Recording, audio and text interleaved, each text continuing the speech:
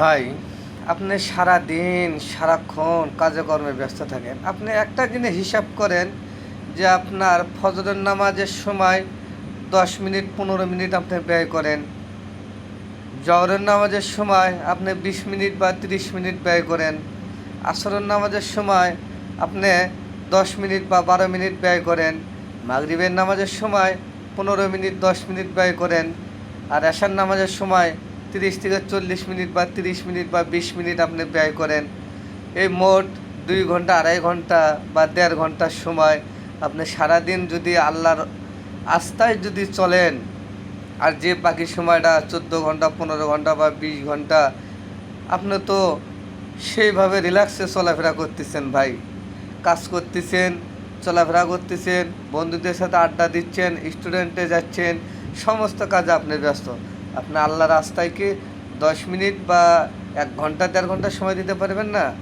ভাই, আমরা মুসলমান, আমাদেরকে আল্লাহ তাআলা সৃষ্টি করেছে অতি মায়া মমতা ভালোবাসা দিয়ে।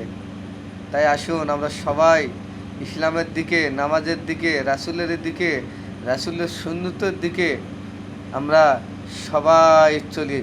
আমরা মুসলমান ভাই ভাই, আল্লাহ রাসূল আমাদেরকে কি শিক্ষা দিয়ে গেছেন আর আমরা কি শিক্ষা নিচ্ছি ভাই। এক মুসলমান ভাই আর মুসলমানের সাথে আমরা দ্বন্দ্ব করি, দেখতে পারি না, বিপদে ফেলে দেই, অন্যায় করি, তার সাথে জুলুম করি, তার অত্যাচার করি তার উপরে। আল্লাহ রাসূল এটা বলে নাই, মুসলমান ভাই ভাই যে বিপদে পড়ছে তাকে সহযোগিতা করো।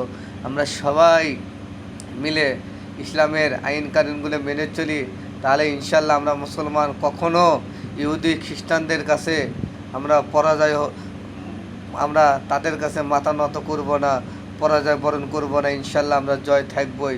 মহান আল্লাহ তাআলা আমাদের সাথে সব সময় থাকবেন যদি আমাদের ঈমান শক্ত, মজবুত এবং পাকা থাকে। আসসালামু আলাইকুম।